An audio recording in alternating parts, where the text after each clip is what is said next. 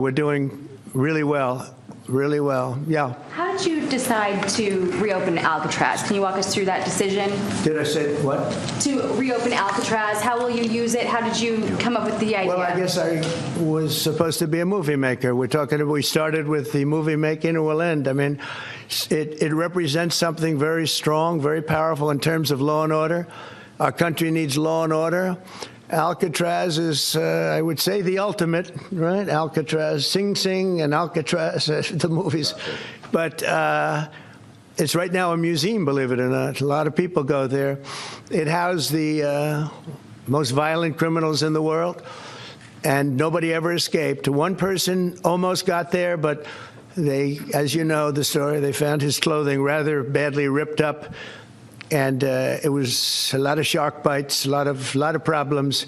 Nobody's ever escaped from Alcatraz, and just represented something strong having to do with law and order. We need law and order in this country, and so we're going to look at it. Some of the people up here are going to be working very hard on that, and we had a little conversation. I think it's going to be very interesting. We'll see if we can bring it back in large form, add a lot. But I think it represents something. Right now, it's a big hulk that's sitting there rusting and rotting. You look at it, it's sort of, you saw that picture that was put out. It's sort of amazing. But it sort of represents something that's both horrible and beautiful and strong and miserable, weak. It's got a lot of qualities that are interesting, and I think they make a point. Okay, are you guys okay? I want to just say that it's such an honor to be up here with my friends, because this is a group of people that have done an amazing job, and all we can do, Muriel and I, is give them the greatest sight there is, I think, that I've ever seen for something like this. And I did very well in the real estate business. I think this is the greatest site there is anywhere in the world for exactly what you guys are doing. And we'll work with you. We've got a lot of work to do to get it going, but we'll work with you and we'll try and make the dream come true. And I want to thank you all very much for being here. Thank you. Thank you very much.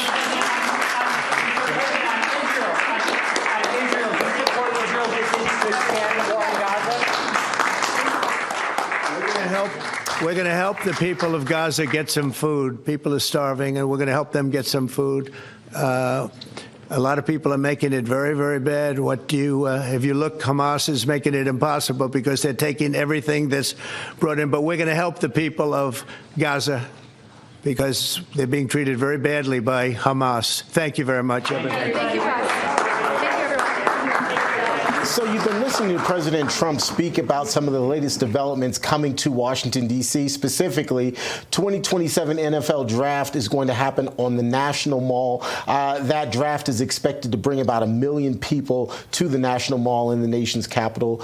Washington, D.C.'s Mayor Muriel Bowser on hand, as well as the NFL commissioner and the Washington Commanders owner on hand for the announcement. Just to compare things for you, about 600,000 people showed up in Green Bay, Wisconsin this year for the draft. And now, as you heard, in 2027, about 1 million people are expected to come to Washington, D.C. to watch the draft, which will happen on the National Mall. We'll, of course, continue to cover this for you. But for now, let's get you back to our regularly scheduled programming.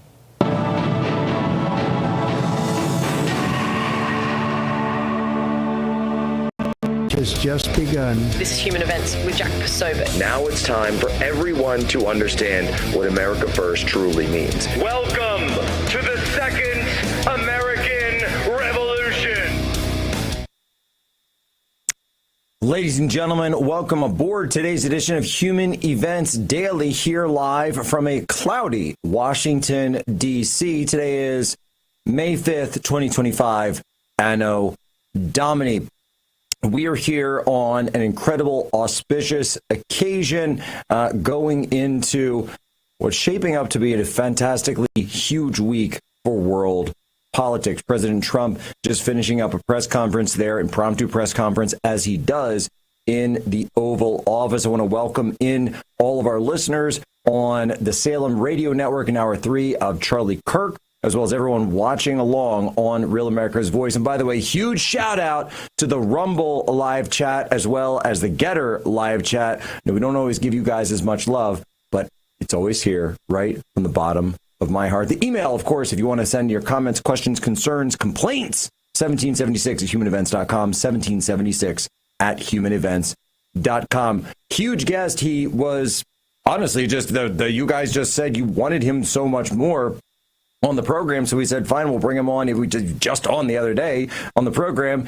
Folks, it's FCC Commissioner Nate Symington, and we are now pronouncing his name correctly. Nate, and Commissioner, how are you? Doing great, Jack. Always a pleasure. Hope you're well. Thank you. I am very well, and it's a great week, and it's shaping up to be an even bigger one. One of the things that I wanted to have you on, and we ended up having an impromptu discussion last week about tariffs and shipbuilding and all sorts of things, but one of the big pieces last week that had still been on the chopping block and really gotten a lot of press were these questions regarding NPR and PBS. Now, I remember, I believe it was back in March, where the hearings were held on the House side regarding this, and these questions of bias, these questions of taking a political side, ideological editorial selection based on, partisanship, and of course questions about things like COVID, the BLM situation in cities, which I would consider, and I think most people would consider, riots, were totally glossed over. And then meanwhile, things like Hunter Biden's laptop, also in 2020, had actually NPR officials coming out and saying that this was not a real story. President Trump has called for the defunding of these operations. Where does all of this stand, and what would the FCC's role in something like that be? Yeah, it's a question of the moment, isn't it? Because things have progressed since we last talked. That NPR building that you were showing there on the stream, that's just across the street from the FCC. So if you're visiting one, then you can drop by and visit the other. It's sort of a funny coincidence how it works. So it's the distinction between a network and a broadcaster that's, I think, really fundamental to how we understand the role of the First Amendment in all of this. The United States, notably, has never really had a state broadcaster the same as was the norm in most other countries. If you talk to people from Canada, or you talk to people from the UK, very culturally similar countries in some ways, they're still surprised when they drive across the United States and find small radio stations all over the place with independent programming. The model that we developed in the United States is very much based upon private broadcasting because it's based upon the idea of editorial independence. And so with a broadcaster, their First Amendment protections are limited only by the exclusionary principle that when you broadcast, you're restricting other people from broadcasting on that frequency at that location. So we do have some very light regulations around speech that come around that, but it's not content-based regulations. We don't come in and say what your editorial position has to be. That's very different from a state ministry of radio or a state broadcaster deciding what the party line is and then using the public's money to promote that perspective. Now, with NPR and CBS, we're dealing with a network question as much as a broadcaster question because neither one of them is a station ownership group. Instead, the model is that you have community-owned stations or nonprofit stations, and content comes to them from one of these publicly funded networks. And in fact, if you ever used to watch PBS, I did growing up, then although that was a cable channel in Canada. We do. We actually still do. PBS Retro all the time in the house. I wasn't really big when I was a kid, but I got to say those the Kratz brothers, Wild Kratz, Kratz Creatures, and Zubumafu, those guys. I mean, they just doing top notch work, and it's just not like the new stuff you see out there. That's absolutely true. And I mean, programs like Nova, I have a lot of fond memories of that kind of thing. When you watch that, you see very often that there's a production credit for a particular station that was the production partner. And in fact, what you'll see is that there was a particular station that would have hired someone like, for example, Mr. Rogers and made an agreement with him. And then they would have distributed it through the public broadcasting network to other member stations that would have picked up the programming. So in that case, you've got the network, so to speak, speak, acting as a coordinator, but it's the actual broadcasters that are FCC licensees. So there's this nexus: is the local originator of programming, assuming there is one, it might just be network source programming, but is the local originator of programming acting in the public interest? Are they acting consistent with their license terms? If it's the network taking a party line and pushing that content out, then the question becomes a little different, because the network isn't a regulated entity in the same way. That's why if you have a problem with it as a member of the public, your recourse is really more to their funding source, which is what we're seeing here with the federal government's actions, than it is to anyone's licenses. To put it bluntly, NPR and PBS don't have licenses. They're coordinating between groups of people who do. And that's, I think, part of the conceptual confusion that makes it so difficult for the public to get comfortable with this idea that you can have this extremely party line, partisan, and biased programming that nonetheless purports to be public programming. It really, what that is a statement that this programming that I feel is partisan, or that's a member of the public feels is partisan or biased or distorted or incomplete, is originating with a network that they are in a sense paying for or partially paying for. And I think that, that's the point at which the public feels that they can say, well, this isn't the CBC, this isn't the BBC. I don't feel the need to contribute my tax dollars to an editorial organ that is going to denigrate me and that is going to present an incomplete version of the news. We're very far from the Krass brothers or from Nova or from a station that's oriented towards a just the facts, ma'am approach to presenting the radio and, the meteorology information and current events. Once it becomes an editorial opinion, I think at that point the public's entitled to say, well, who's in charge here and why are they getting my money? That's what we're seeing. So, and this is just for my own notification, it's not necessarily that, NPR or PBS are getting the money directly. You're saying it's the network of distribution that potentially gets this taxpayer dollars, and then their content is just shared through that network. Yeah, exactly. So there are different funding sources playing into all of these broadcasters. As we've seen from Doge, sometimes money goes through many hands before it winds up in the control of some particular body that's going to spend it operationally.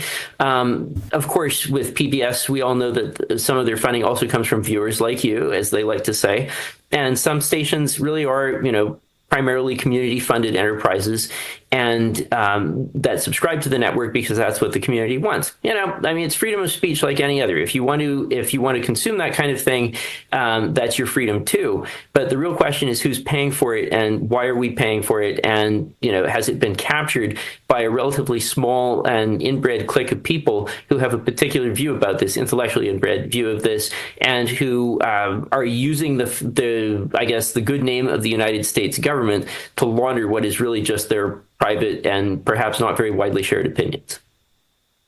Well, I think that's exactly right. So we're coming up on a break right now. We're also, by the way, on the Salem Radio Network coast to coast. So, of course, appreciating the irony of here we are discussing this while on rival radio stations. But at the same time, it's very important. It's extremely important for people to understand where their taxpayer dollars are going and what their taxpayer dollars are supporting. That's the entire point of Doge. And the fact that this has been left basically on autopilot for so many years is exactly the reason that President Trump, Elon Musk, and so many others were put into place so that whatever dollar, every single cent that is being spent by the U.S. government is being done so for the betterment of the quality of life of the American people. This is Jack Posobiec coming to you live here, Human Events Daily on Real America's Voice and Salem Radio Network. Quick break, right back.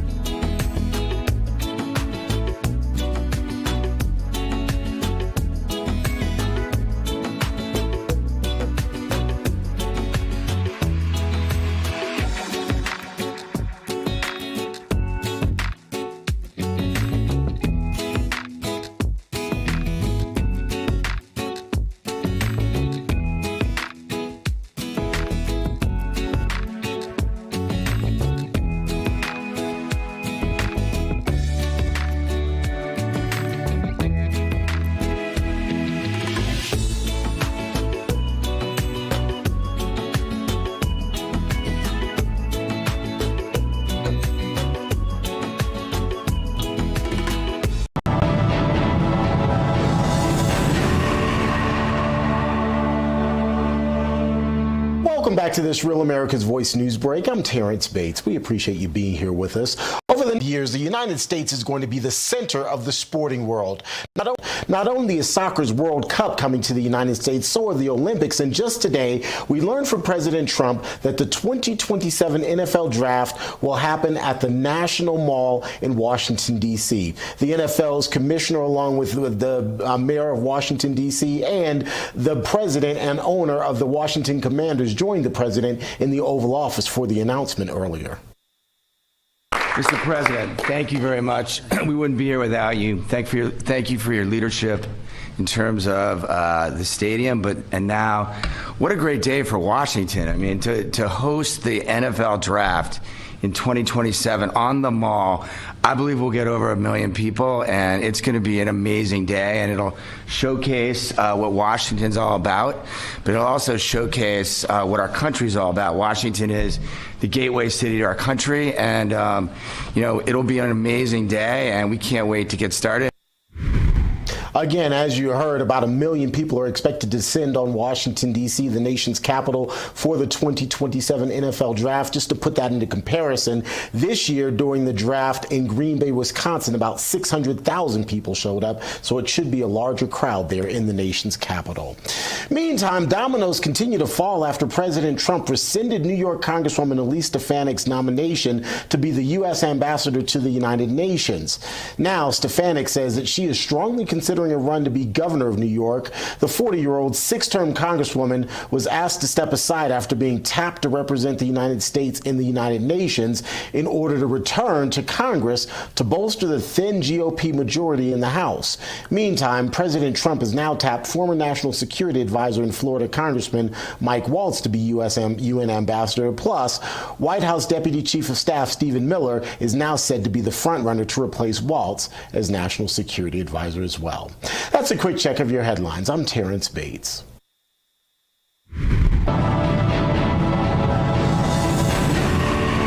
Today, they talk about influencers. These are influencers, and they're friends of mine.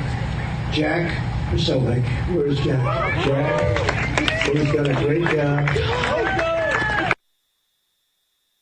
All right, Jack Posobiec, we are back live here, Human Events Daily. You want to welcome also the Charlie Kirk Third Hour Salem Radio Network. Folks, President Trump has always put America first, securing our borders, strengthening our economy, and standing up to global elites who'd rather see us fall. And just like Trump is fighting to protect America's future, you should be fighting too to protect your financial future. While others are distracted, gold is quietly making history, hitting record highs, moving part of our savings into real physical assets like gold and silver that doesn't depend on Wall Street is a smart move. Thinking about protecting your retirement is not enough. Taking action is. Roll over part of your IRA, 401k, TSP, or make a direct purchase of gold and silver today and enjoy the peace of mind that comes with it. I trust my partners at Allegiance Gold to make that process simple and secure for you.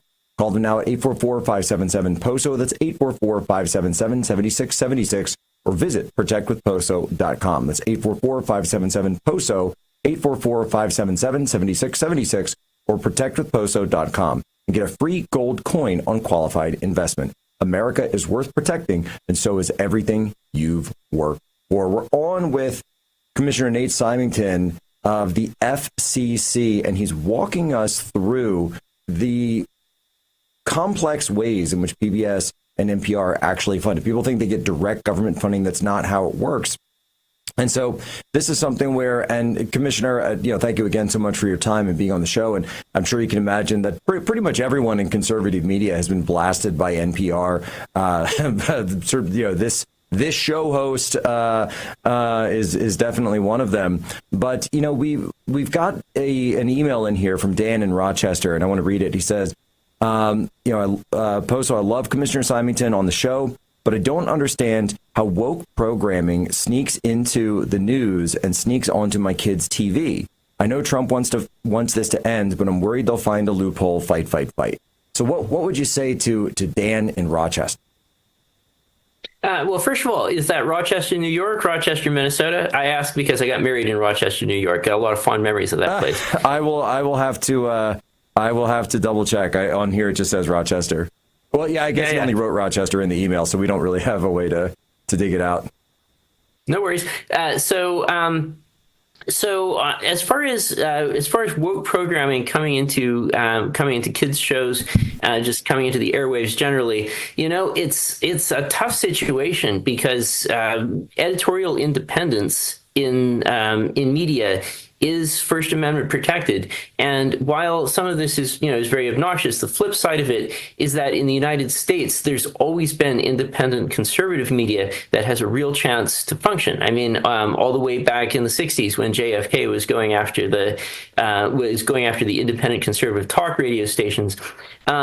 In many ways, the idea of having forced media balance is something that we've experimented with, and we've been burned by it. So under President Reagan, his FCC chair, Mark Fowler, managed to finally get rid of the so-called fairness doctrine in, I believe, 87. And that had been a thorn in the side of conservative media for a long time because the balance requirement that it contained tended to be used in a one-sided fashion. That is, it would be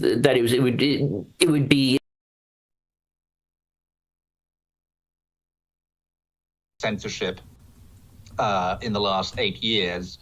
And unlike Facebook and X, they haven't really walked back any of it, just as far as I can tell. And yet, you've got OpenAI getting this 500 billion AI investment deal that was, announced by the president. You've got Microsoft in the running to acquire TikTok, which would, give them enormous influence over the US media ecosystem. And now, see today, OpenAI launched something called ChatGPT Government, which is a ChatGPT agent specifically built for government agencies. So they're trying to get some of those contracts. And, why is this concerning? It's concerning because Microsoft has, as I said, has not walked back any of their censorship programming. It's your questions. Why is it that it's been so much easier to make a career in liberal media or in media containing a liberal point of view or liberal message? It's larger questions of cultural orientation ultimately that have left the liberal point of view as the default point of view that is editorial independence protected. So I guess my short answer is I think conservative media is in a healthier place than it's been before. But if you feel that the mainstream media is giving your children messages that are inappropriate, then it's very hard for the government to step in within the constraints of the Constitution, which we welcome. But it's very hard for the government to step in and force balance. Speaking of constraints on radio and TV, we do have one of those coming up with another quick break. But that being said, for those stations with licenses, perhaps there's some funding questions that can be done there, as President Trump was talking about. We'll be right back here. Jack Posobiec, quick break.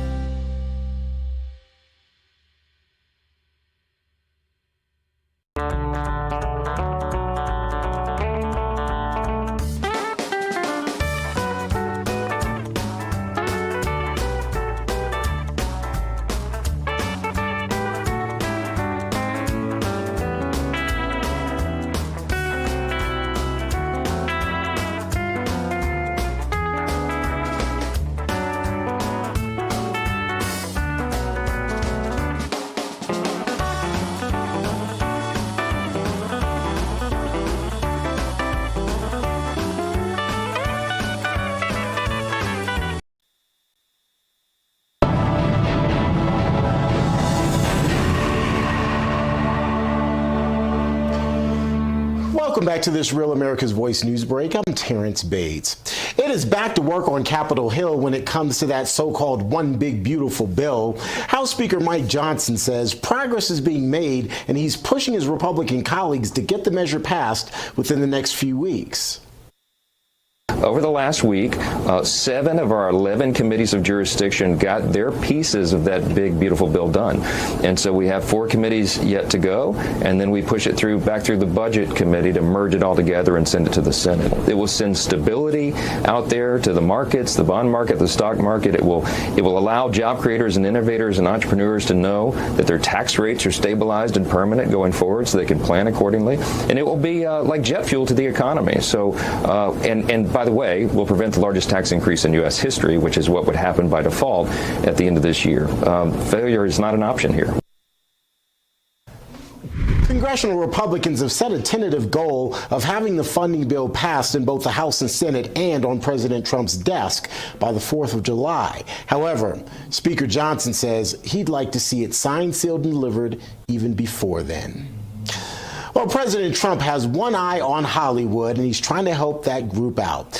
He's continuing his tariff policies, and the president says that he plans to levy a 100% tariff on all movies that are produced outside the United States. He's justifying the move, saying the United States movie industry is dying a very fast death due to other countries offering incentives to attract American filmmakers and studios. Taking to Truth Social, the president writing, "This is a concerted effort by other nations and therefore a national security threat. It is, in addition to everything else, messaging and propaganda." He goes on to stress, we want movies made in America again. Well, Ukrainian President Volodymyr Zelensky says a ceasefire in his country's 3-year-long war with Russia could happen at any time. However, he's also calling on Ukraine's allies to apply more pressure on Russia in order to make that happen. That's a quick check of your headlines. And Jack, where's Jack? Where's Jack? Where is he? Jack, I want to see you. Great job, Jack. Thank you. What a job you do. You know, we have an incredible thing. We're always talking about the fake news and the bad, but we have guys, and these are the guys who should be getting Pulitzers. All right, Jack Posobiec, we're back here. Human Events, Real America's Voice, and our 3 Charlie Kirk show on the Salem Radio Network. Folks, I got a question for you. Did you know that over 80% of the U.S. meat industry is controlled by just 4 companies? Or the fact, and we've talked about it a long time on this show, that China controls the largest portion of the U.S. meat industry. Let me tell you something. Americans, especially in these days, want to know where their food comes from. We don't want to be reliant on a foreign country for the food that we put on our families' tables. That's exactly what Trump's tariff policy is all about, bringing businesses back to Americans and American farms all across the country. That's why Human Events has partnered with Moink. The business is simple. Moink's meat comes from animals raised outdoors, where a pig is free to be a pig. You pick the meat you want, and it's delivered right to your door. Let me tell you something. My wife, Tanya Tay, she loves this service. Moink's farmers are given an honest day's pay for an honest day's work, and they deliver exactly what you want at prices you can actually afford. Born, raised, and harvested right here in the United States of America. So support American family farms and join the Moink movement today at moinkbox.com/POSO right now. And this is the new deal.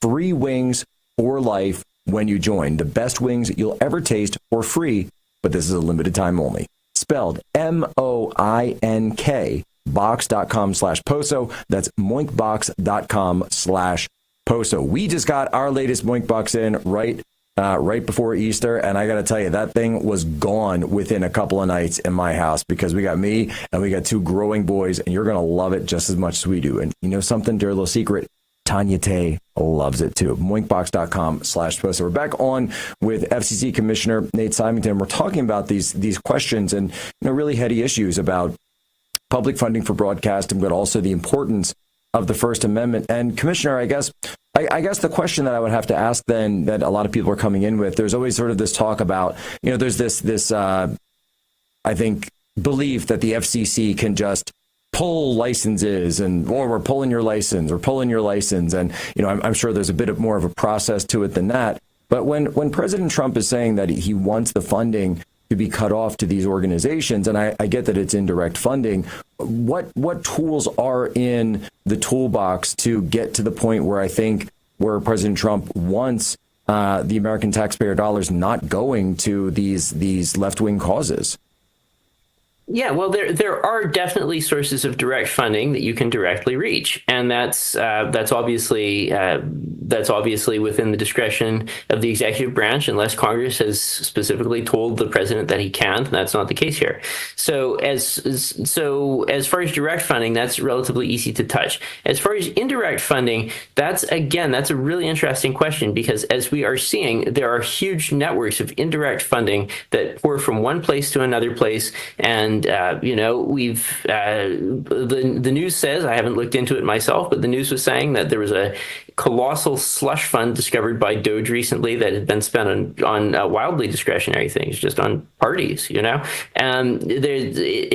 you understand the source of funding for these organizations and have traced it all the way up the chain, you don't really know what the tax contribution is. On the other hand, I want to put some cold water on it, just to the extent that if people are supporting a community-supported TV station, and that is paying up to a network, and the network programming is what those people want to get, then that is First Amendment protected too. And that means, as much as anything, that we have to build up alternative media voluntarily, much as you're doing right at this moment, right? And this is, I think, part of why this White House has been so open to alternative media, to influencers, to podcasters, and to other people who are outside the mainstream structures that have grown up over this time. Those mainstream structures are encrusted partly culturally and partly financially with legacy sources of left-wing points of view that are probably pretty far to the left of the American public. The solution, as they say, the solution to bad speech is more speech. And the other side of it is that there's nothing that goes away so fast as a marginalized news organization.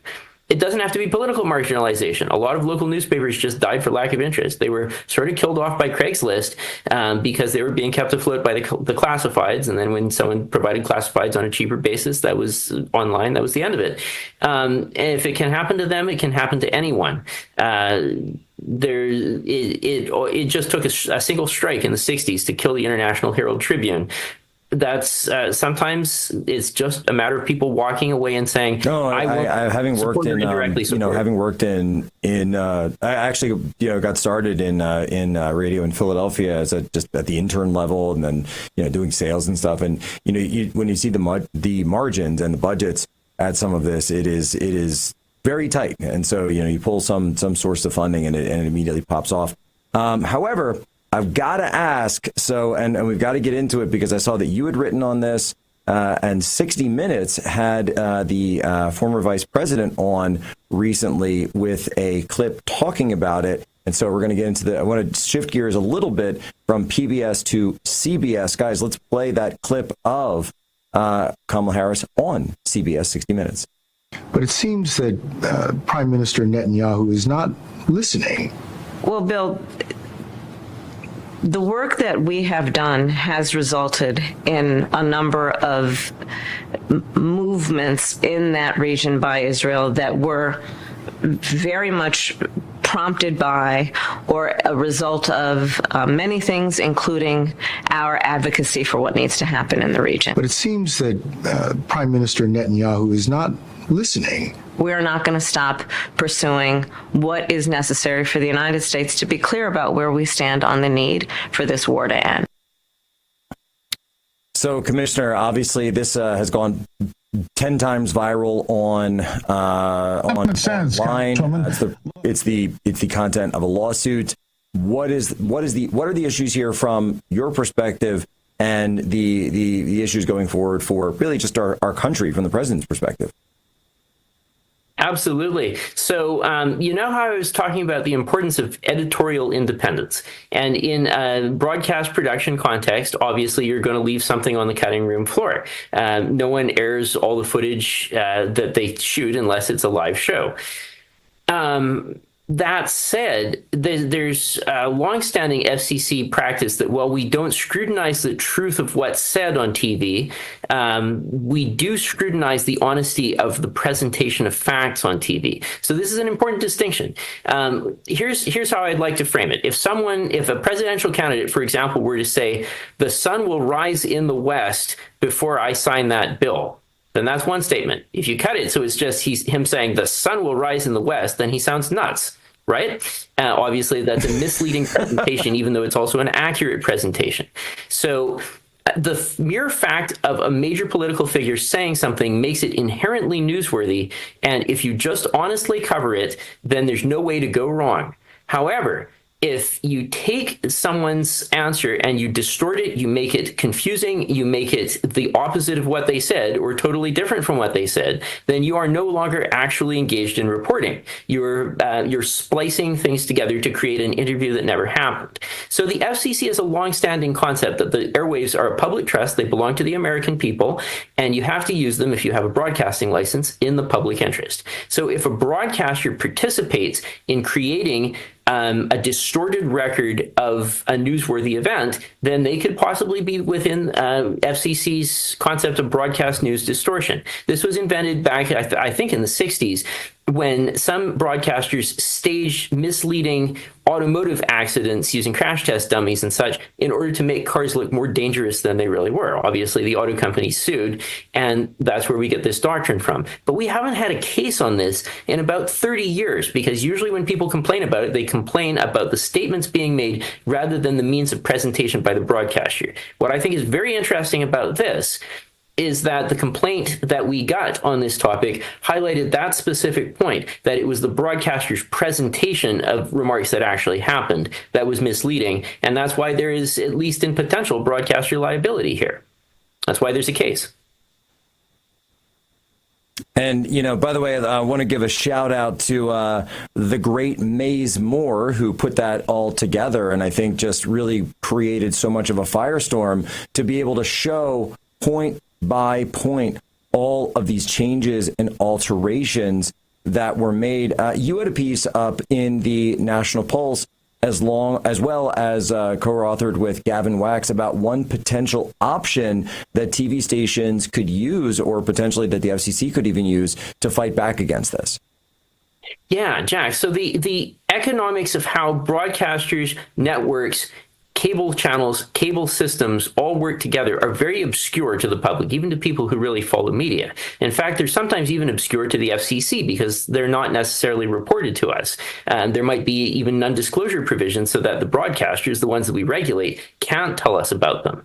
But what I've learned through looking around is that the amount of fees that some broadcasters have to pay up to the networks in order to remain affiliated with those networks and continue carrying their content has sharply increased the last few years. Not all networks have adopted this practice, and not all networks have increased these affiliation fees by the same amount. But in some cases, the affiliation fees have become so high that broadcasters are now facing horribly unpalatable choices. Do they disaffiliate and and simply cease to have a network affiliation, in that case, the network may well stand up a rival station in their own town and beat them in their own market. Or, on the other hand, do they choose to pay those fees and thus spend so much money on it that they lose the ability to provide meaningful journalism programming and even meteorology? Increasingly, that's the impossible choice that some broadcasters are finding themselves in. So I proposed that the FCC should step in and cap these reverse retrans or affiliation fees, and in order to ensure that the journalistic obligations that come with a broadcasting license are actually capable economically of being fulfilled. It's not enough for us to require local coverage. At a certain point, we're asking people to make bricks without straw, to make local coverage without the financial resources to do it. And in my mind, if that is the last local journalistic institution left standing, then we have a particularly heightened interest. The public interest becomes even more acute in making sure that those economics work for the broadcasters. I think this is great. I think this is exactly what you need. It's economic pressure that needs to get put on them, and the stations can do this. It can all be enforced. And again, it's to correct the behavior. It's not to change anyone's opinion, anyone's ideas, but it is to correct the behavior. Commissioner, thank you so much for joining us once again here on Human Events. Jack, it's always a blast. Great to see you. God bless. Jack Posobiec here. This is Human Events Daily on the Salem Radio Network and Real America Voice. We'll be right back after a quick break.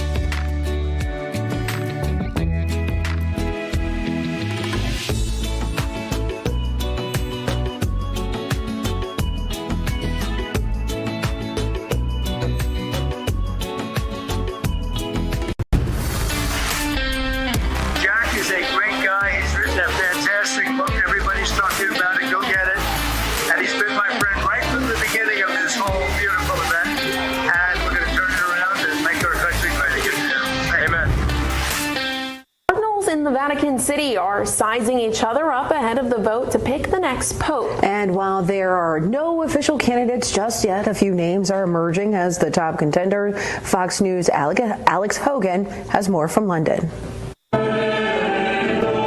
As cardinals continue the mourning process for Pope Francis, they're also planning for the conclave, where they'll choose his replacement. And as the princes of the church get to know one another, a number of frontrunners are emerging. The supporters of Francis and his reforms are said to be backing two candidates. Cardinal Matteo Zuppi, the head of the Italian bishops, who was chosen by the late Pope as an ambassador of peace for Ukraine, and Cardinal Luis Tagle of the Philippines, known as the Pope Francis of Asia. Meanwhile, more conservatives appear to be coalescing around Cardinal Peter Erdo of Budapest.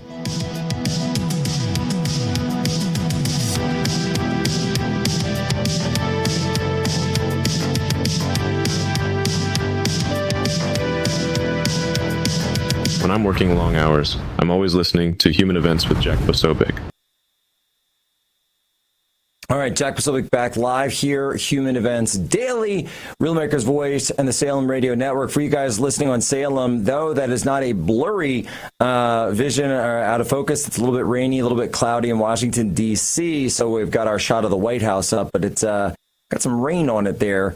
So we'll be working on that very soon. It very well may be, though, that there are some liberal tears that are affecting it because they see what a great job President Trump is doing in the White House, and they just can't help themselves. No, but folks, we've been looking at. I just saw this clip of President Trump over the break, and he said it so quickly. They came up and they said, "Oh, what did you think of over the weekend? There was this ridiculous kind of fake controversy over President Trump posting an image. I thought it was hilarious of himself as the Pope. So the conclave is going to be starting Wednesday in St. Peter's Basilica, the Sistine Chapel itself, which is being turned into a Faraday cage, and of course the selection of the next Pope is imminent. The Cardinals have all arrived, 133 electors, and we know that many Cardinals, of course, have begun the process of seeing who will vie for the candidate to be the next Vicar of Christ, the Bishop of Rome itself. And so all eyes are on Rome. So sure, Trump posts this, a meme of course, himself as Pope, throwing himself in. There were some questions about eligibility. I'm going to say the question, however, it only states you just have to be baptized as Pope baptized as Catholic. You do not have to actually be a priest, something not everyone knows. So I've said perhaps Stephen K. Bannon, why not? Perhaps. But President Trump also pointing out, all he would have to do is find a Catholic priest to baptize him and he would be good to go. I believe there's an AI image now showing President Trump with a super soaker of holy water. I hadn't seen that before. To bless the crowds, and then he was also, instead of the loaves and fishes, he was giving out the French fries and Big Macs. So look, it's obviously a joke. They ask him about this. A reporter who asks him about it in the Oval Office while he's giving a press briefing earlier today, and he said, "No, what's the matter? You can't take a joke. You can't take a joke." I mean, it's ridiculous, the things that people try to come up with. By the way, and you want to talk about the anti-Catholic joke? Well, that would be the former president of the United States, Joe Biden, being the quote-unquote first, or second Catholic president, and sitting there and then sending his FBI after the traditional Latin mass goers, or going after people who were praying the rosary a little bit too hard, or going after people who were praying outside of a pro-life, praying in a pro-life manner outside of an abortion clinic. These death carousels where they're killing babies every single day, and you got people praying out there, religious women saying they want it to stop, and he had his FBI rounding them up with the DOJ and Merrick Garland. But Joe Biden's a good Catholic. Remember, Joe Biden's a good Catholic. Who cares about all those Catholics he rounded up? Who cares about all those Catholics that he went after when he was infiltrating their masses, when they were putting FBI agents undercover while they were checking to see who's praying the rosary a little bit too much? Which beads are more worn out than others? Yeah, keep an eye on that guy. That's what we had going on under Joe Biden as our Catholic president. No, that was the joke.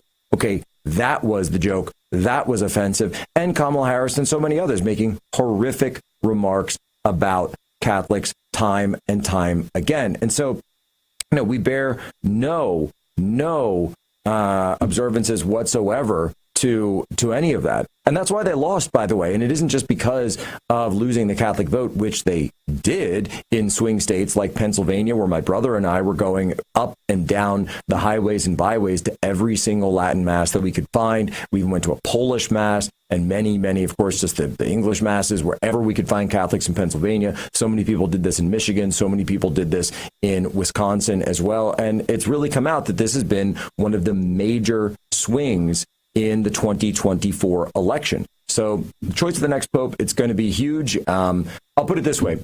The progressives, they have the largest block right now. It's kind of like the speaker election. So the Cardinals elect one of their own, but they don't have enough votes on their own. They need some conservatives. So conservatives can block. Looks like we could be seeing a compromise. Deals are in the air. Deals are being rejected. Health rumors and all sorts of stuff are coming out. We'll have more on that tomorrow, because this is going to be hot. And in fact, it's hot already. One of the biggest stories in the world, St. Peter's Basilica, the fight for the control of the Vatican. I'm Jack Posobiec. Ladies and gentlemen, as always, you have my permission. Play ashore.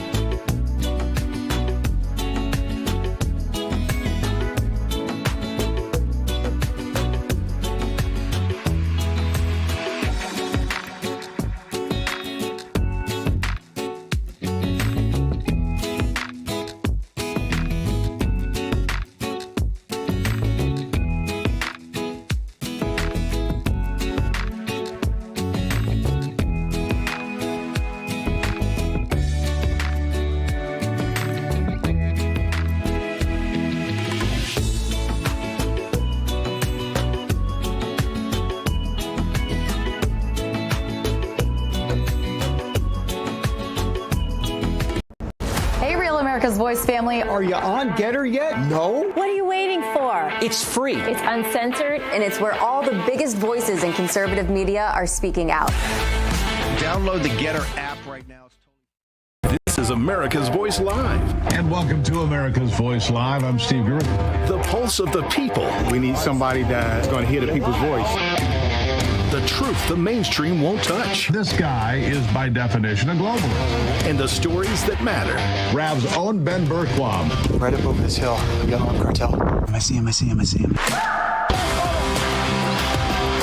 Live. Breaking news right now here on Real America's Voice. Unfiltered. These people are domestic terrorists. And unapologetic. We're here to take a stand for God and country. Does feel good, doesn't it? America's Voice Live starts now. Welcome to America's Voice Live. I'm Steve Gruber. It is Monday, May the 5th. Let's get to the day's top stories. As always, thank you for spending part of your day here on Real America's Voice. We truly appreciate it.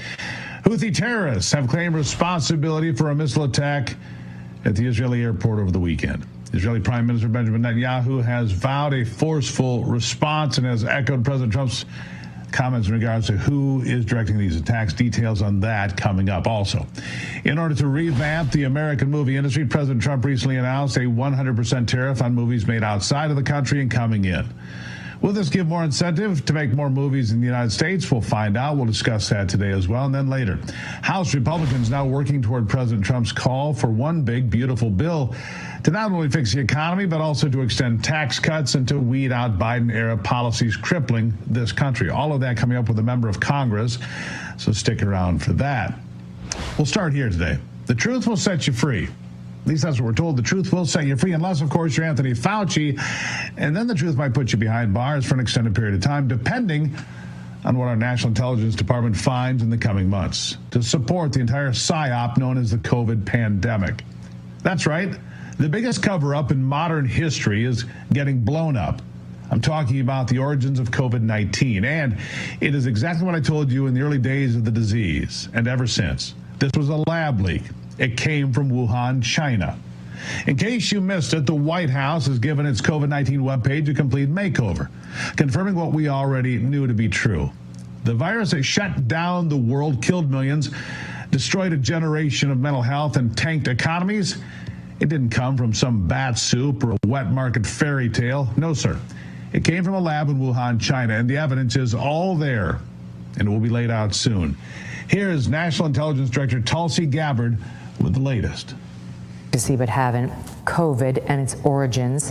Sure you saw that just before we sat down tonight, the Chinese State Council Information Office, I don't even want to know what that is, but it sounds bad. They have determined that COVID came from us, that it's more likely than not that COVID originated in the United States and not in China. I'm wondering whether you have any dispute with that based on what you've seen over here. The intelligence community has been responsible for trying to figure out, in part, how this thing started. So I created a kind of a special teams group, the Directors Initiative group, that is focused on investigating a number of the president's top priorities and the things that the American people really deserve and want to know the truth about. The origins of COVID-19 is one of them. So they're actively working on that. A lot of the work that's been done is on covid.gov. Have you had a chance to look? Oh, Trump changed it. It's quite great. A transformation of the website. For anybody watching, if you haven't seen it, check it out. Now, that website that she's talking about lays it out plain as day. COVID-19 most likely came from a lab-related incident involving gain-of-function research. It's that simple. And it always was. Gain-of-function, the kind of mad scientist stuff where they juice up viruses to make them even more dangerous, all in the name of research. And where was this happening? Well, the Wuhan Institute of Virology, of course, China's top SARS lab, a place with a rap sheet for sloppy safety standards. This lab was playing with fire, and the whole world got burned. Gabbard says that she and other major officials are narrowing in on the exact experiment that may have caused it all. Here she is.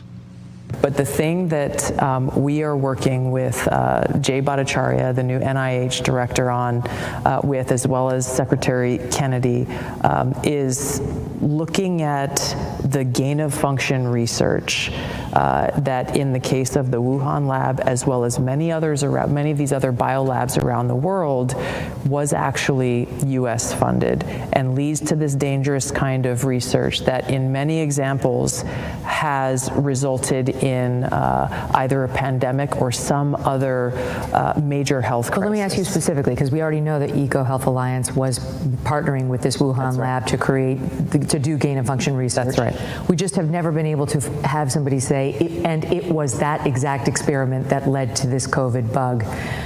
But have we gotten there? What's the new thing that you're digging in on? We are working on that with Jay Bhattacharya and look forward to being able to share that hopefully very soon. Okay. That specific link, correct, between the gain-of-function research and what we saw with COVID-19.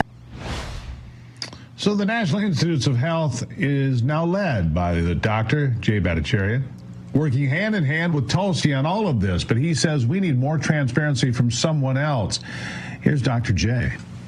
I've gotten congressional subpoenas for all of the documents of the NIH that are related to COVID-19, and I'm complying with every single one. We're going to have, at least from the American side, all the things that we knew and we're talking about, the U.S. government was talking about at the time and in the years running up to the pandemic. The problem is that the Chinese government won't give those same things to us. For instance, the NIH tried to get the lab notebooks from the Wuhan experimenters, and they wouldn't share that lab notebook with us. Well, in an unbelievable turn of events, China is now blaming the U.S. for the origins of COVID-19. That's right, telling Americans to take responsibility for doing this and claiming that the virus was in the United States earlier than we were told. And although China is the one who needs to be taking responsibility, I think that they're right about the virus being here earlier. That's for sure. We already know that the Biden administration hid more than they were letting on. That's for sure. The Pentagon has released a buried report now that detailed the COVID-19-like symptoms of 7 military members from the United States in October of 2019. Service members who had participated in the World Military Games, you guessed it, in Wuhan, China. Now, if you've been with me here on this program for a while, you'll remember that I told you I believe this virus was here well before Thanksgiving in 2019, maybe as early as October. You see, back in early March of 2020, I heard Ohio's health director, Amy Acton, say she believed over 100,000 people in Ohio had been infected already. This was March the 12th, a day before the national emergency was declared, and that the virus's spread had doubled every 6 days. When you do that math and work it backwards, it led me to believe this bug was here maybe as early as Halloween or a couple days before that. I'll just add that to the things I was right about, put that on the list. Because while I was spot on in telling you the truth here, the mainstream media was feeding you garbage. Nothing but garbage. Now let's talk about the virus itself. The White House points out something chilling. SARS-CoV-2 has a biological characteristic not found in nature. It's just not there, meaning this isn't some random bug that hopped from an endangered pangolin into a person. It's got a genetic fingerprint that screams lab-made. And here's the kicker. All COVID-19 cases trace back to a single introduction, one introduction into people. That's very much unlike past pandemics with multiple spillover events. This one's got a singular starting point, one spot. Folks, that's not how Mother Nature works. It's not at all how it works. This is a lab leak with a capital L. More evidence just keeps coming out, but wait, it gets worse. Back in the fall of 2019, months before the so-called wet market story broke, researchers at the Wuhan Institute were also coming down with COVID-like symptoms. Coincidence? I don't think so. These folks were ground zero, and the Chinese Communist Party damn well knew it. But instead of warning us and the rest of the world, they clamped down, hid the truth, and let the virus spread while the world was left in the dark. And who was funding this disaster? You guessed it, you were. You were. By way of American taxpayer dollars funneled through EcoHealth Alliance, led by Dr. Peter Daszak. This group was neck deep in dangerous gain-of-function experiments, and when the select subcommittee exposed their violations, the Department of Health and Human Services finally pulled the plug on their funding. That was April of 2020 under President Trump in his first term. But now there's going to be a lot more hell to pay, a lot more. Let's shine a spotlight on the main villain of this story, Dr. Anthony Fauci, who could end up behind bars if Tulsi Gabbard finds that he perjured himself to Senator Rand Paul over and over again. Here she is. If that's true, if it was Peter Daszak's research with the Wuhan so-called bat lady that caused this pandemic, then we did fund it. Then Anthony Fauci helped fund the pandemic. The thing that he denied over and over and over to Senator Rand Paul's questioning. That's right, under oath. Under oath, exactly. So is it any wonder that he sought a preemptive pardon for anything during a certain period of time by President Biden before he left office? And then strong-armed and smeared people like Dr. Jay Bhattacharya, anybody who came out and said, I don't know if that's natural. This actually smacks of lab. You know, Fauci would love for you to believe that he is the patron saint of public health, but the White House report rips that mask clean off, which seems quite fitting, by the way, ripping a mask off. Fauci orchestrated the infamous proximal origin of SARS-CoV-2 paper, a slick piece of propaganda that criticized the lab leak theory and pushed the natural origin narrative like it was gospel. This paper wasn't science. It was a hit job designed to shut down real questions that people like I was posing daily on this program, and it was done solely to silence critics and protect the establishment.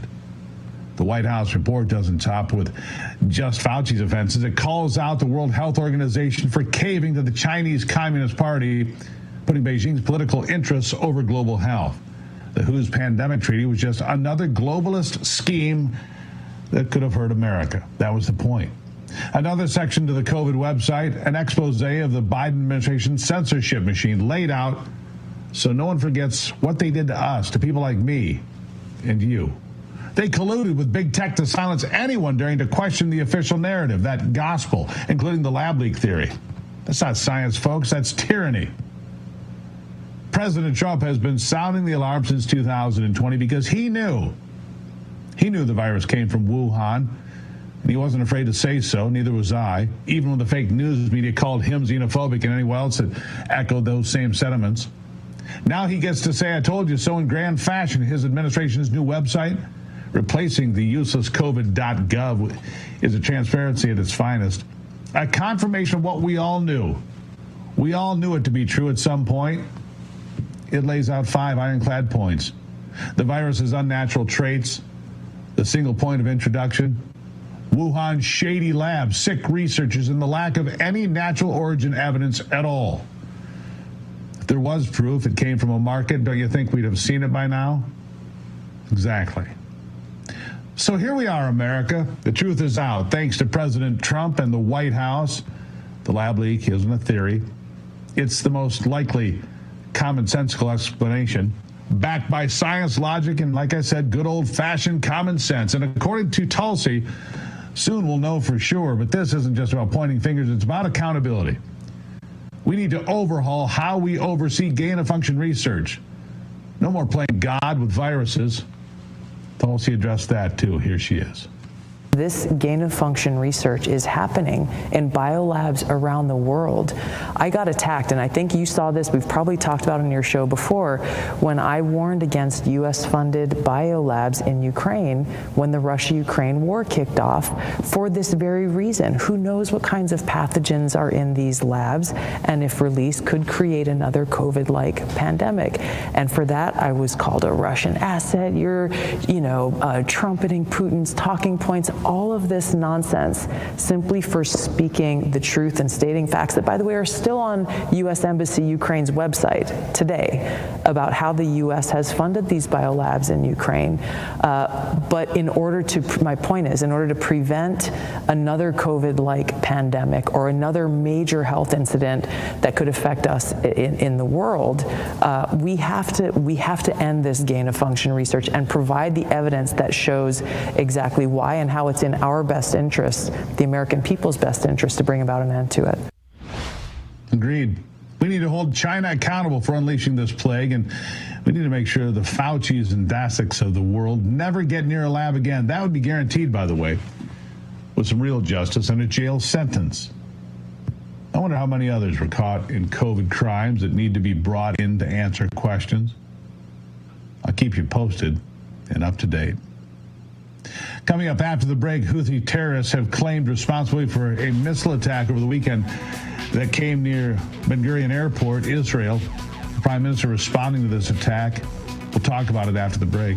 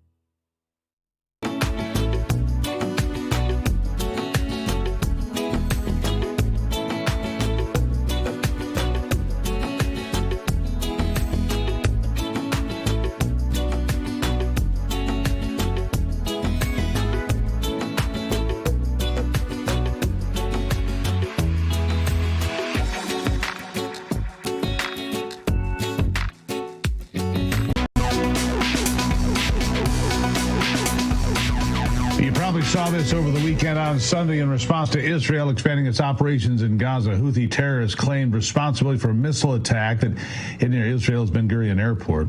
The Houthis then explained that they intend to impose an aerial blockade on Israel by targeting its airports.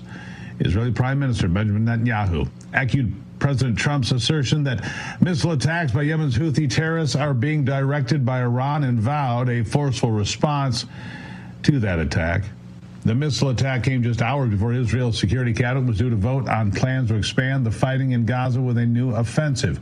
Military officials confirming on Sunday that tens of thousands of reservists had been called up, though it was unclear when any new operations would potentially begin. Here with me to discuss this, former Congressman Lieutenant Colonel Alan West. My concern here, Colonel, nice to see you, by the way, is the Iron Dome failed. Doesn't often happen, but the Iron Dome did not work this time.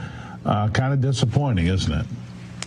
Yes, it is. It's great to be with you as well, Steve. I mean, you've seen tremendous success from the Iron Dome and also the David Sling system. We recall multiple amounts of missiles and rockets that were fired in Israel. None of them hit the ground, but for whatever reason, they were able to exploit a gap this time. Look, the Houthis are supported by Iran, and I think it's so important that we are talking about the more stringent sanctions on Iran. We've got to starve off these groups like Hezbollah, Hamas, and the Houthis. The Trump administration did that previously in this first go-around, and I think that we need to come back and go back to that playbook. I think that we need to play hardball on every sense. You know, it's interesting. We've knocked out a number of the Houthis commanders. We've hit them inside Yemen. We've hit them other places. We have defended them, taken out fast boats and all that. They persist. It's time to get even tougher, isn't it? Yes, sir. It absolutely is. I mean, we saw what they were doing with the obstruction of international shipping, but when they're starting to, as a non-state, non-uniform belligerent, these are people that they don't have any, Geneva Convention rights or whatsoever, and they're firing missiles against a recognized state, which is Israel. We need to have not just the United States and Israel, the whole world should be against them. And furthermore, I think it's time for us to get tough on Qatar as well, who are playing both sides of the coin. While they're supporting Hamas, which means they're aiding and abetting them just the same as Iran, we need to get tougher on Qatar because without a doubt, I'm sure you can trace some money that goes to the Houthis coming out of Qatar. All right, so I want to switch topics with you a little bit. We were talking about this in the break, but I keep seeing these stories pop up, and you're right there in Texas, and you've got a good handle on this. There's an effort underway to build a 400-acre city, a brand new city, a Muslim city in Texas, which would be closed to anybody else. From my understanding, it would just be a closed community, Muslims only. Is that even, first of all, is that real, what I'm seeing? Yes, it's very real. It's sponsored. It's called Epic City, East Plano Islamic Center. We have a big problem here in Texas that goes all the way back to 2008 with the Holy Land Foundation trial, the largest Islamic terrorist funding trial. Texas is without a doubt being targeted. It's on the radar. And we see a lot of these militant Islamic radical centers up in North Texas. And even in my home city of Garland, we have a mosque that's been tied to terrorist activity. All right, so the second part of the question is simply this. I can't build a Christian-only community here. I bet I couldn't build a Christian-only community in Texas.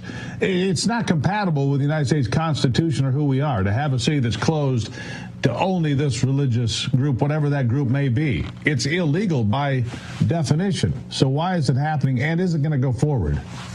Well, I don't think it's going to go forward. The cat is out of the bag now. A lot of people have alerted to it. The Attorney General, Ken Paxton, is opening an investigation on it. The Texas Rangers are opening an investigation. And we don't want to see what could happen here in Texas that has happened in Europe and England and France, where you have these no-go zones where they basically run themselves by a parallel legal system called Sharia law. And you don't have any Western civilizational type of law enforcement that is able to go in and patrol these areas. Yeah. One last thing. I'm looking at Fox 4, I believe it's out of Dallas, says that faith communities are condemning Governor Abbott's investigation into this Epic City and Plano religious center. Is that true? Are people complaining that there's an investigation? I would find that hard to believe, but what say you? I would say that there are some faith communities that lean to the left, and I believe the progressive socialists and Islamic jihadists are finding simpatico with each other, and I think that's played out on college and university campuses. So I don't know which faith communities these are, but most people in North Texas that are sane and knowledgeable of the Constitution and our law do not want to see Epic City go forward. Yeah. Here's the quote from Governor Abbott. The project as proposed in the video is not allowed in Texas. He was referring to a promotional video. It's not allowed in Texas. He's right about that. We need to, we can't just stand idly by as these things happen, Colonel. We need to speak up and be heard and do something about it. Last word to you. No, you're absolutely right. And we don't want to see Texas being targeted as it is by Islamic jihadists. Let's not forget what happened on New Year's Day of this year. A man that was radicalized in a mosque in Houston, Texas, killed Americans in New Orleans. So we've got to stem this tide. Yeah. Apparently they're doing a lot of things illegally in that area, and it needs to be stopped. Lieutenant Colonel Alan West, always a pleasure, my friend. Thank you. Fine. God bless. Thank you, Steve. God bless you, sir. All right, after the break, I'll be checking in with our chief White House correspondent, Brian Glenn, over in Washington. A lot going on in the Oval Office again today. The mayor of D.C. didn't look pleased to be there, but there she was. It's coming up.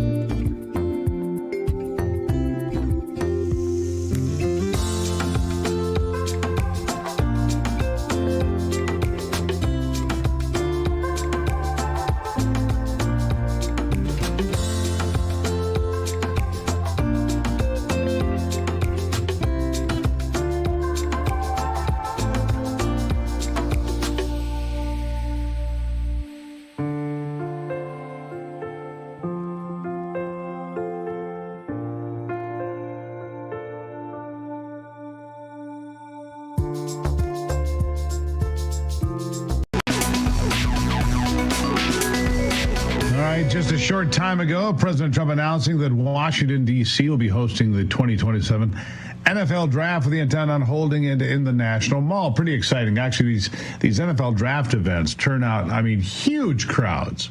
These people are crazy. They'll come and cheer for, these kids getting drafted to their football team. It comes just days after the Commanders and D.C. officials announced a plan to bring the team back to the city itself with a new dome stadium on the site of the old RFK Stadium.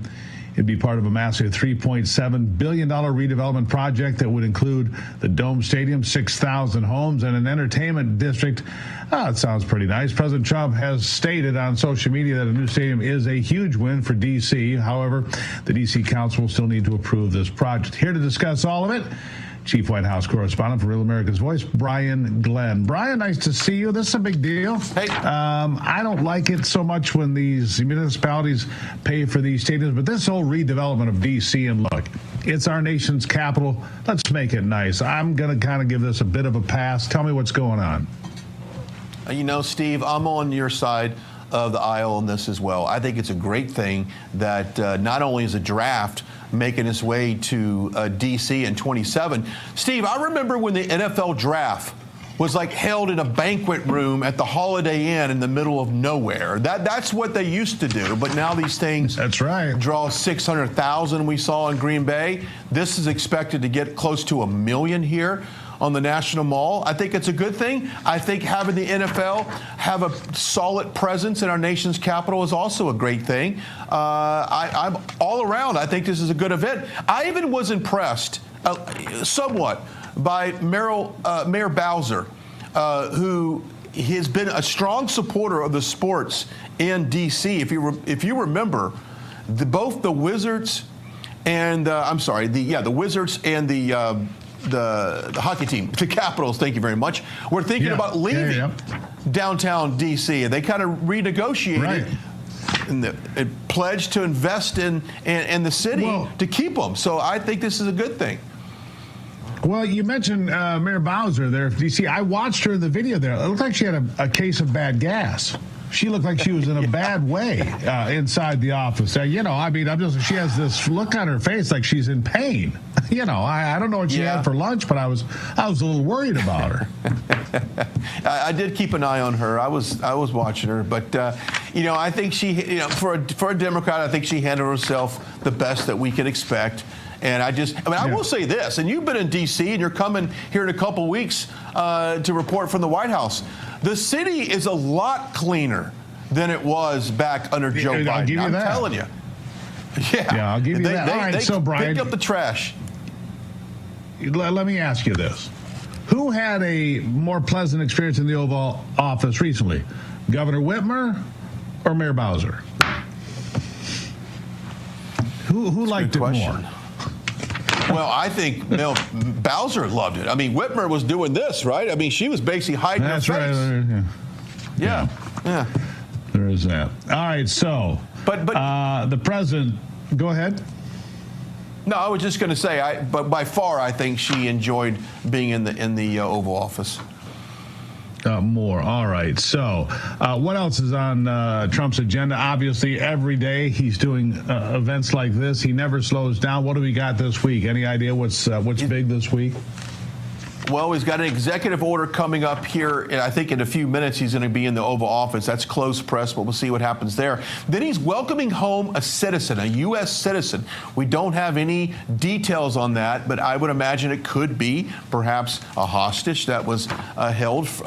We'll see what the details are on that. He's got an event tonight over, I believe, at the golf course there. I might be mistaken the exact location, but he's always busy. And of course, it is the White House, and so much news is coming out of the Middle East, the Iran, the Houthis. Right. Which I will say this, Steve, I've been driving around this country looking for a Houthi. I can walk in the grocery store and say, "Hey, you seen a Houthi?" No, but I saw an MS-13 gang member get arrested on I-95. I have been looking for a Houthi. I can't find a Houthi, and I want to keep these Houthis out of here. Don't want them here. Yeah. But keep me updated. So much on the plate for President Trump. Yeah. Keep me in. All right. Brian Glenn, always a pleasure, my friend. Thank you so much. Yes, sir. All right. All right, there you have it, Brian. Always entertaining. Think about this. Every dollar you spend is either supporting your values or potentially working against them. In today's economy, where you spend your money, it matters. That's how we take back our country, paying attention to details. Patriot Mobile, by the way, leading the way as America's only Christian conservative wireless provider. Switch today without sacrificing quality or service. You'll get exceptional nationwide coverage because unlike most budget wireless providers, Patriot Mobile has access to all 3 major U.S. networks. You can even add 2 numbers on 2 networks on one phone. Think about that. It's something the big guys can't do. Stay connected with flexible, unlimited data plans to fit your lifestyle. These plans offer high-speed data, mobile hotspots, international roaming, device protection, and even internet backup. All of that. Here's the best part. When you switch to Patriot Mobile, you're supporting faith, family, and freedom. If you believe in our First and Second Amendment rights, the sanctity of life, and supporting our veterans, this is where you belong. This is it. Switching is simple. Keep your number, keep your phone, or upgrade. Patriot Mobile's 100% U.S.-based team will get you activated in minutes. Right now, go to patriotmobile.com/RAV or call 972-PATRIOT to get a free month of service with that promo code RAV. Make the switch. Defend freedom with every call and text you make. That's patriotmobile.com/RAV or call 972-PATRIOT. All right, coming up after the break. President Trump announcing a new tariff targeting foreign-made movies. Enough to revamp the American movie industry. We'll be right back.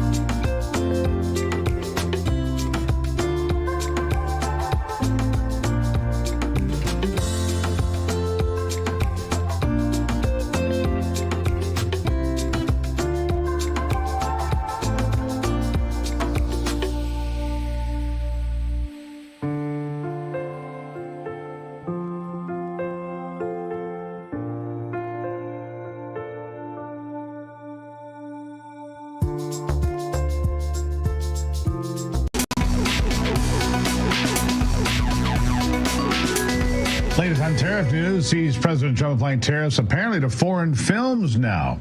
In a Truth Social post, the president expressed his desire to have movies made in America again, and his proposed 100% tariff on film companies that film outside of America might do that. This announcement comes after studios like Disney and Amazon saw lower share prices on the stock exchange recently. And if we recall back to January, Trump appointed a Hollywood A-lister like Mel Gibson, Sylvester Stallone, John Voight to bring back Hollywood bigger and stronger than ever. And these new tariffs by President Trump might push those along. Here with me to discuss this is an entrepreneur, businessman, and host of the Thrive Time Show, Clay Clark. Clay, nice to see you here today. I'm kind of the opinion that if Hollywood made movies worth watching, they do better. Hello, Snow White. Was that a foreign film or just a domestic flop? Well, I don't claim to be a film expert, but I can tell you that I agree with what you just said. There are so many people that love Braveheart, and they want to watch Braveheart, 5 times, 6 times? John Boyd, they love him in movies. Sylvester Stallone. I mean, how many people have watched Rocky 5 times? So I think if we have pro-American, pro-epic, movies where the hero wins in the end and where there's a story about good overcoming evil, people want to watch that. But no one wants to watch these woke, godless, globalist films. And it's good to see President Trump working to make American films great again. Yeah, didn't Tom Cruise come back with a second edition of Top Gun that was very well received? I mean, it can be done, right? Well, I know a lot of people that went and saw the Top Gun movie, and they were pleasantly surprised. They thought it would be a woke edition of Top Gun, and that pro-American message rang throughout the film, and people wanted to see it. And I think that's why people watch Real America's Voice. That's why people tune in to watch you. That's why people watch Brian Glenn, your previous guest there. People want to have something to cheer for, something to be proud of. People want to make America great again. And President Trump knows that the films do shape culture. I think we don't maybe quite take enough time to think about that, but films really do shape our culture. The movie, the music, that whole industry does shape the way that young people think, and we all want to see films that will celebrate American culture and patriotism. Well, there's truth to that, and maybe that's a reason to bring Hollywood films back to Hollywood. Look, a lot of these countries, states started it. I mean, a lot of state film incentives out there, right? If you go to Utah or Arizona or Nevada, you get a bunch of money to go film in these states outside of California, for example. A lot of states doing that now, but foreign countries are doing the same. So how do you really apply a tariff, 100% tariff to a foreign-made film? How would that actually look in application? I don't see how it works very well. Well, I'll just say this. My expertise is Main Street business, and I can tell you this, that a lot of business owners that I know of right now, but real business owners I really talk to that own real companies that build real things, they're saying that without President Trump imposing these tariffs, we would never be in a place and space where the jobs, the manufacturing, the creation would actually come back to America. There has to be some kind of incentive to drive production and manufacturing back to these United States. Right. And so Peter Navarro, President Trump, these are some of the top economic minds. And what they're doing is they're trying to create a situation where these American jobs and manufacturing and creativity, it has to come back to these United States. Because right now, America outsources virtually everything. I mean, if you're watching this show today, I would ask you, if you're watching today's show, where does your TV come from? Where does this microphone come from? Where do our clothes come from? Almost nothing is made in these United States. So President Trump is aggressively trying to bring back manufacturing back to these United States. I don't claim to be a film expert, but I can tell you, I would like to see more films made in these United States. Yeah, I understand you're trying to bring business back to America, too, making American business great again with Eric Trump. Real quickly, tell us about that effort. Well, Eric Trump is a very good friend of mine. That happens to be the son of Donald J. Trump. This is the man who runs the Trump Organization. And he and I have done 24 events together. And what we do is we teach you how to start and grow a successful company. It's not a motivational conference. It's a very vocational conference. If you're watching today's show, you're a doctor, you're a dentist, you're a lawyer, you have a real business, and you want to participate in this real economy, go to thrivetimeshow.com, thrivetimeshow.com, and there you can see the lineup. We have Tim Tebow joining us. Eric Trump is joining us. And it's not a rah-rah. It's not a feel-good kind of conference. I mean, you do feel good at the conference, but the purpose is to teach you how to optimize a website, how to do social media that works, how to hire, inspire, train, and retain good people, how to do accounting, how to make a workflow, how to make a product that people want to buy. So it's really practical. So if you're watching today's show and you're excited about President Trump bringing back enthusiasm into the American economy and you want to participate in it, if you're a Main Street business owner, which, by the way, over 70% of America's jobs come from small business owners, go to thrivetimeshow.com and join Tim Tebow and Eric Trump. ThriveTimeshow.com. Clay, thank you so much for being here. You come back anytime. Appreciate it. Thank you, brother. All right. This July, there's a global summit of BRICS nations in Rio, too. The bloc of emerging superpowers, including China, Russia, India, and Iran, meeting with the goal of displacing the U.S. dollar as the global currency. They're calling it the Rio Reset. As BRICS nations push forward with their plans, global demand for U.S. dollars will decrease, bringing down the value of the dollars in your savings. And it won't transition overnight, but the Rio Reset in July marks a pivotal moment when BRICS objectives move decisively from being a theory to being reality. You should learn if diversifying your savings into gold is right for you. Birch Gold Group can help you move your hard-earned savings into a tax-sheltered IRA and precious metal. Claim your free information kit on gold by texting America to 989898. They have an A+ rating with the Better Business Bureau and tens of thousands of happy customers. Let Birch Gold arm you with a free, no obligation information kit of owning gold before July. Text America to 989898 today. When we come back, I'll bring on a member of Congress to discuss President's big, beautiful bill. That one big, beautiful bill after this.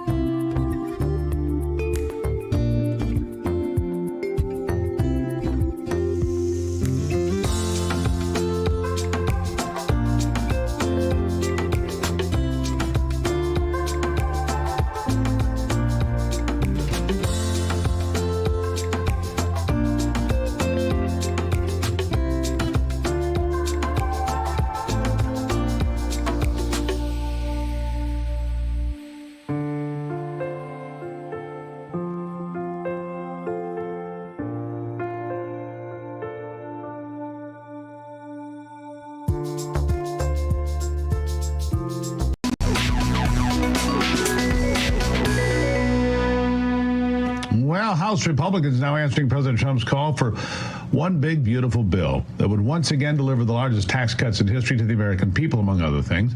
The package aims to extend the Trump 2017 Tax Cuts and Jobs Act, as well as fulfilling President Trump's campaign promises on no tax on tips, no tax on overtime, no tax on Social Security for seniors, and quite a bit more. Among many other things, the bill will also look to make significant investments in staffing at the southern border and add new systems to discourage illegal immigration into this country. Speaker Mike Johnson has reportedly stated that he hopes to vote on the legislation before Memorial Day, but we now think it might be pushed back to the 4th of July. Either way, let's see what happens. Here with me to discuss this, United States Representative Mary Miller of Illinois. Mary, nice to have you here. Illinois 15, a beautiful piece of real estate. We just talked about it. It's an important piece of the state of Illinois. Let's talk about this big, beautiful bill. Mike Johnson, catching a lot of static, shall we say, on social media, among other places, because this bill is not moving as fast as some would like. But where are we in the process? Well, first of all, we need to cut Mike Johnson some slack. Can you imagine getting 200 plus people together for this? But thank goodness we have a strong leader in President Trump, and he knows that the American people elected him overwhelmingly, gave him a mandate to implement the America First agenda, which is what the reconciliation bill is going to do. And where we are now is committees are meeting, and each committee's been given instructions for spending cuts, and we're hard at it, trying to fulfill promises for the American people. Let me ask you one thing I know your district pretty well, actually. I've spent a fair amount of time there, so I know that territory of Illinois. Beautiful piece of America, honestly. Yes. But there's this narrative out there that people from places like your district that voted for Donald Trump in big numbers, that somehow they all have buyer's remorse. I know you spent time in district recently. Tell me, do you find people that voted for Donald Trump that say, gosh, I just wish I'd voted for Kamala Harris? Absolutely not. I have not met one of them. And even people that are feeling a little pain from the tariffs are completely supportive of what President Trump is doing. They know that President Trump understands how to use the leverage that our country has to secure better deals around the world for us, and even to secure cooperation with Canada and Mexico to secure our borders and to stop the flow of drugs into our country. So they're 100% behind him. And they understand it takes time. The left are liars, and the legacy media, they lie. I don't know what to say. And Donald Trump has called that out a number of times. Look, there's polling out there that shows Donald Trump upside down by 14 points. Ironically, those are the same polls that told us Kamala Harris was going to win on Election Day, so we can set that aside and talk about the priorities of the American people. So we've talked about extending the tax cuts and so forth from the 2017 tax cuts that were put through by Donald Trump and the Tax Cuts and Jobs Act of that year. What else do you want to see for your constituents in Illinois in this one big, beautiful bill? Okay, well, that's very important. And the people in my district, number one, they want the border secured, and they want the illegal immigrants deported out of the country. And, you know, Illinois is a sanctuary state, and our governor and the mayor of Chicago are bankrupting our state, providing every benefit possible to the illegals. So, number one, they want them out. Number two, they want the Tax Cut and Jobs Act put into permanent law. It will directly affect households, small businesses, and the family farm. We've got to get that passed, and I believe it will. And they want the repeal of the Inflation Reduction Act, which they're again lying. What a joke. The title of every bill passed by the Democrats is actually the opposite of what the bill intends. Yeah, I want to get into agriculture a little bit here with you because I think it's so important for a state like Illinois. I mean, it's corn, it's beans, it's agriculture across the state. A little bit to the north, I want to start with tariffs here. Is a city called Moline, Illinois. You've probably heard of it. They make these green tractors there called John Deere for my entire life. Yes. John Deere was going to take some production out of this country. Tariffs are intended to bring those sorts of companies back into America and make sure they dedicate resources here. How are the tariffs working in your estimation to bring manufacturing jobs to America? Well, I think it's great. President Trump's, with the tariffs and the incentives that he's offered, he's already secured at least $5 trillion in reinvestment in the country. And I don't know what to say. John Deere better get their business back to the country, or they can plan on losing their business. There are other places to buy equipment. Our family, I'm one of the few actual family farmers in Congress, and I can speak for farmers from, you know, a personal experience. And we don't appreciate the equipment companies going to Mexico. We don't appreciate them promoting a woke agenda, and we are behind the president. Yeah, John Deere Green needs to stay right here in the United States of America. I agree with you on that. It's been in Moline for more than a century. All right. Speaking of agriculture, the Inflation Reduction Act put through all of these, literally all sorts of insanity for solar panels and turbines and so on and so forth. Look, that's not going to power Illinois. It's not going to power Michigan, where I live. It's not going to power this country. We need to get some sanity back in our policies, don't we? Yeah, thank you for bringing up sanity. It's literally insanity. As soon as I got out here in Congress, I was speaking out. I called it the green bad deal because it's a bad deal for Americans. It's going to bankrupt us. If we don't rescind this money, it's going to cost at least $1 trillion in the next 10 years. It's unreliable, unaffordable, and it's ruining our country. It's driving people out of rural areas. You'd have to be insane right now to build a home in rural Illinois, because the next day you could have a field of solar panels or a vibrating windmill taller than the Gateway Arch in front of you. And not only that, Central Illinois is at the #1 highest risk in the country for rolling blackouts, because we have decimated our energy production in Illinois.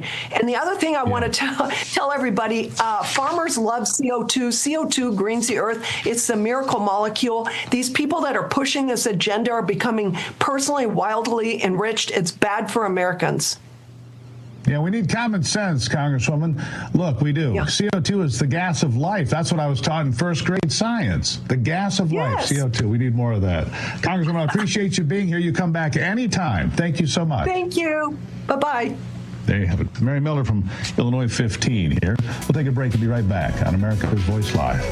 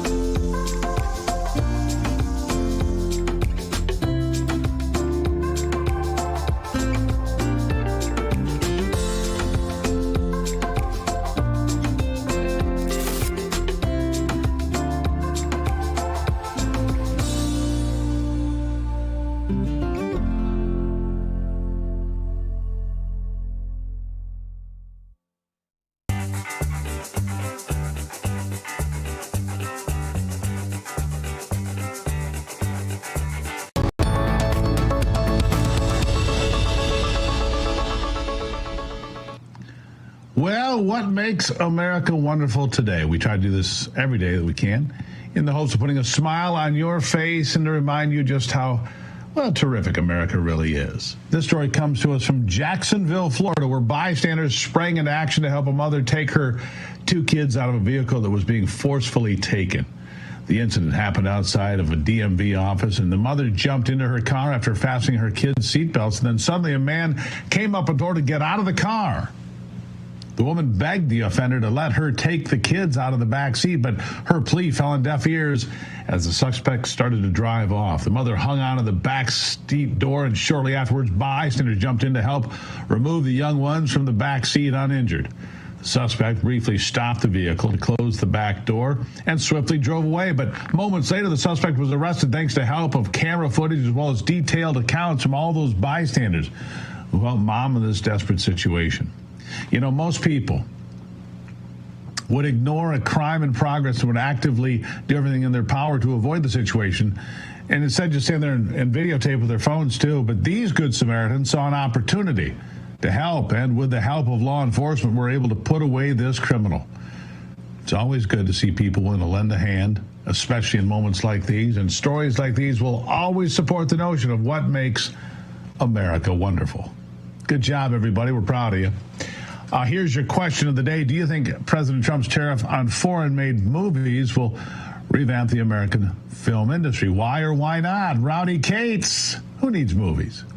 These days, the Democrats are providing an abundance of entertainment. Well, there's that. Mark A. Roberts, no, as usual, with most of Trump's impulsive royal decrees, it will do more harm than good to an important U.S. industry. Wish he could have elaborated on that. Cindy Emery, honestly, I think right now he needs to concentrate on getting groceries, gas, and other things down. I see some posts that say gas and eggs and things have come down, but not here where I am in Virginia. Maybe concentrate on getting a lot of things he already has in the works to start showing to the American people. Well, I have to disagree. The price of gas is down 60 cents from a year ago. Eggs are down 80% where I live. Dale Malusi writes this: almost all the movies Hollywood has made recently are trash. I don't think anything can save it. Well, there's that. Corey Strode, no, Hollywood will still bust out the bad movies. However, productions will employ Americans. So maybe we need to make domestic movies to help employ American citizens in the film industry. I don't know. I guess we'll see. T.C. Calvin writes us, do not care either way. I like watching Hollywood fail, but I hope it inspires more pro-American productions within the USA. And Elise Lovejoy Pettit, nope, Hollywood has lost America. Think about that. You know, we put a question up here every day for you. You can find it on my X account, on my Facebook account. Answer the question today. Follow me. Don't forget to do that on Twitter or X, whatever you like to call it. Facebook, Instagram, all the usual places. And don't forget to join me to start your broadcast and Real America's Voice every day, Monday through Friday on the Steve Gruber Show right here. I'll bring hot coffee and conversation, then see you back here for America's Voice Live.